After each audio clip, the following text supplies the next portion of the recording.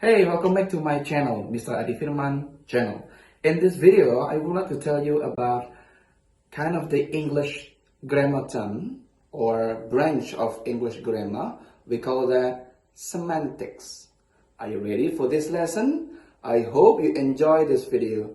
If you enjoy this video, you can hit the like button, and then if you are new for this video or just watch the video, don't forget to subscribe this video and don't forget to switch on the notification. Are you ready? Now we started. Right, now we start our discussion today about semantics. Before we go on about what kind of semantics, about what kind of the part of semantics, like I have told to you before, that semantics is a branch of linguistics or linguistics that discusses about meaning.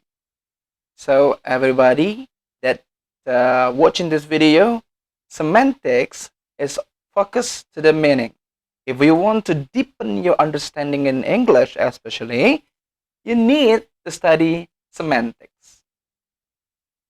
Now, in semantics meaning, we have three of basic terms in semantics.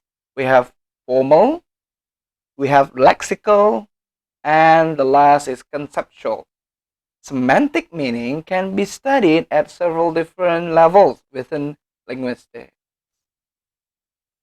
Alright, now we discuss about the formal semantics. Formal semantics is the study of the relationship between words and meaning from the philosophical or even mathematical standpoint. This branch of semantics is concerned with the truth of the utterances and how that truth is determined. Rather than interpreting real-world examples, formal semantics is concerned with creating models of potential linguistic utterances and examining them to determine their semantic relationships. It is unusual for people to engage in study of formal semantics outside of the broader study of linguistics. So I have to have kind of the highlight for that. It is unusual for people to engage in the study of formal semantics outside of the broader study, of linguistics.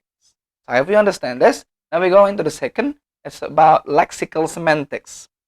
Lexical semantics is what many people are describing when they talk about semantics in general. It is the study of the meaning of individual words, especially in the context of things like metaphor and other literary devices that can alter the meanings of the words and phrases. Right, lexical semantics takes into account that like context or the text surrounding a word that give it a particular meaning and the nuance or shades of meanings in a word. That is lexical semantics is. Now we're going to the third. It's about conceptual semantics. It's interesting to discuss it, isn't it? Right. Conceptual semantics is all about the dictionary definition of a word before any context is applied. What concept are words connected to? How does meaning get assigned to those words? How do meanings change over time? These are all questions asked in conceptual semantics. In linguistics, a word that represents a concept is usually referred to as a sign. The study of a signs is most applicable to conceptual semantics. Now we're going to discuss the next material about literal, figurative, denotative, and connotative. Now we start about literal first. Ready? Literal means language that means exactly what it says. For example, the pain in my side was temporary from running to the store. I'd regain breath soon. That is, for example, which means that exactly what it says. Figurative means language that doesn't mean exactly. So it's kind of opposite with the literal before. What it says, you must make an inference, use similes, metaphors, personification, hyperbole, and more to describe something, often by comparison. For example, The cavity of my lungs gape hollow and empty. I would never be able to fill them again. So that is the example from the figurative. Now we go into denotative. Denotative means the literal or primary meaning of a word, not to the feelings or ideas the word suggests. For example, upon arriving at the store, I was out of breath from running. Breath from running. Breath, the A taken into or expelled from the lung. Right. Hope you feel, hope you enjoy this. Connotative means the ideas or feelings that a word creates in addition to its primary meaning. For example, stop acting like such a child can be taken negatively, with child meaning that one doesn't know things, doesn't act appropriately, and doesn't have control to their action or don't have better. That is connotative. So those are literal, figurative, denotative, and connotative. Nice.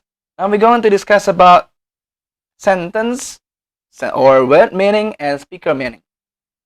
Sentence meaning or word meaning is what a sentence or word means. And speaker meaning is what a speaker intends to convey what he used a piece of language.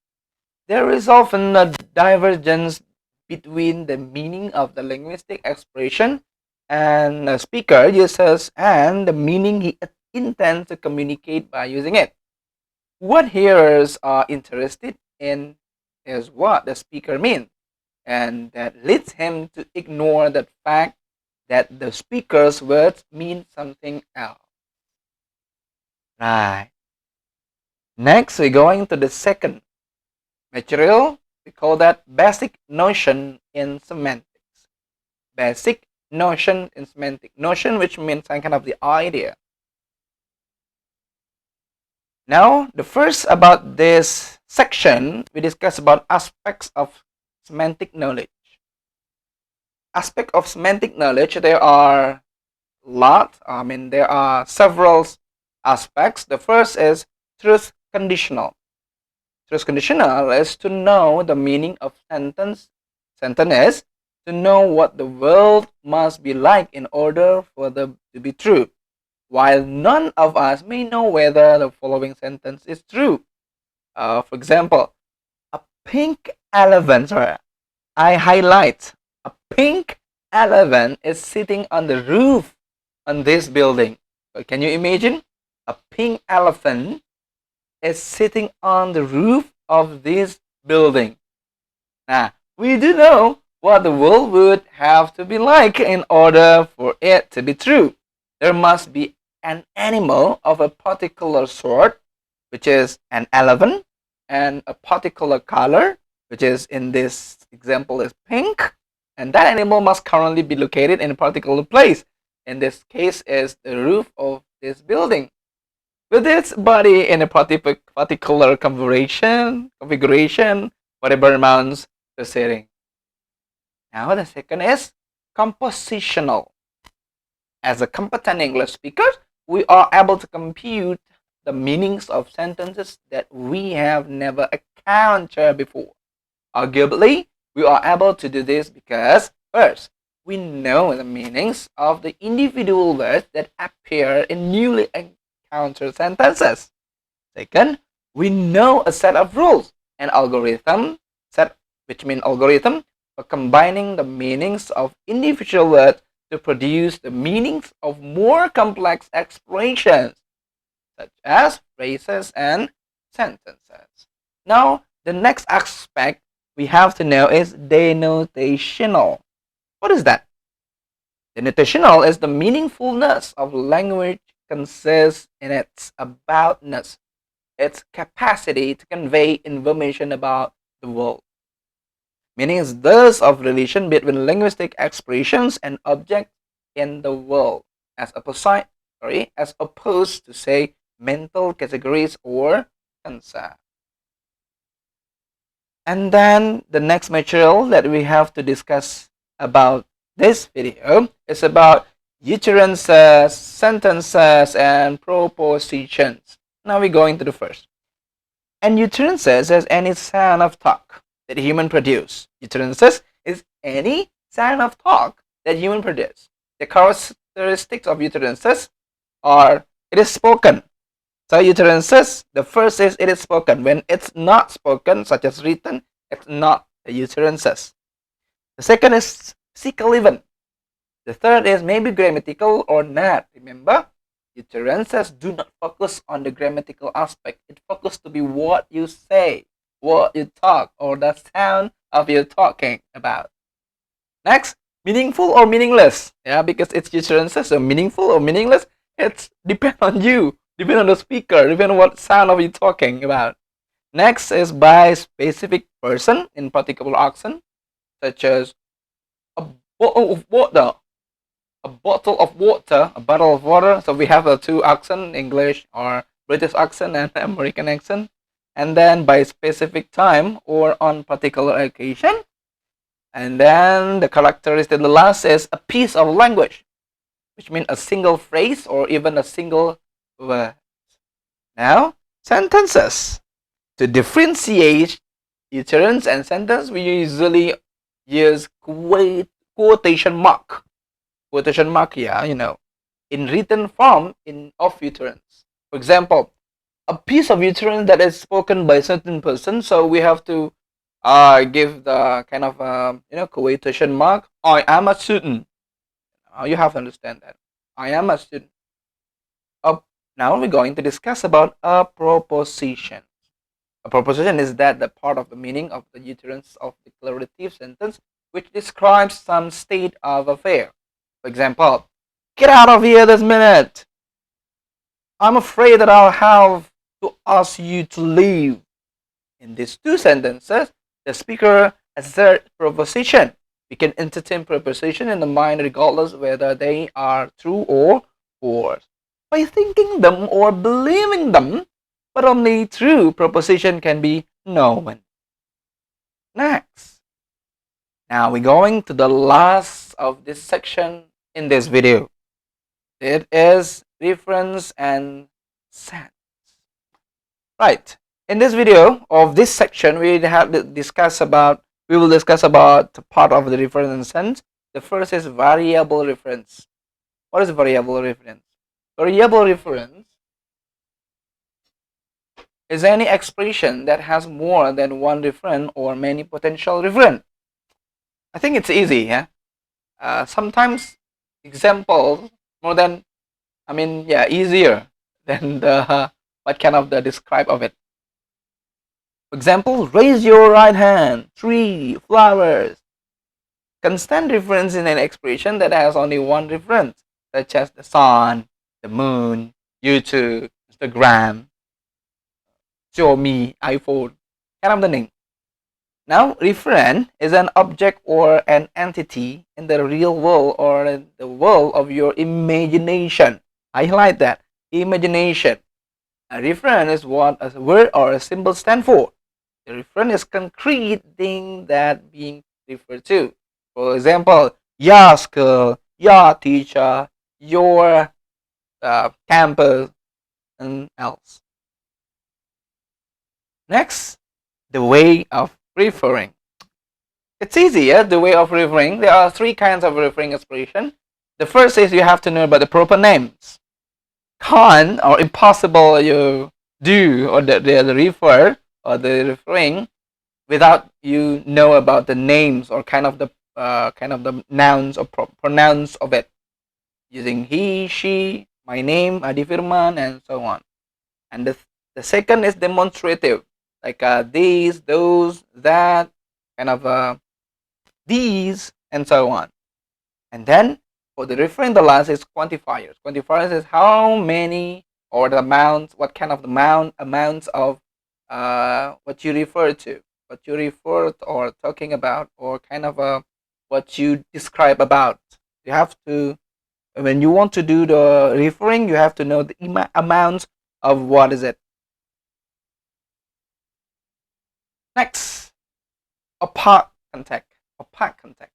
An opaque context is referentially opaque opaque context is a linguistic context in which it is not always possible to substitute co-differential expressions. In this case, it's expression referring to the same object without altering the truth of the sentences. You understand that? Now we're going to the example, yeah? Such as Lois believes X is a hero. I mean, this is X is a hero. It's an opaque context because Lois believes, such as Lois believes Superman is a hero. So we call that it's true because Superman, we know he is as the hero. The world knows that it's true.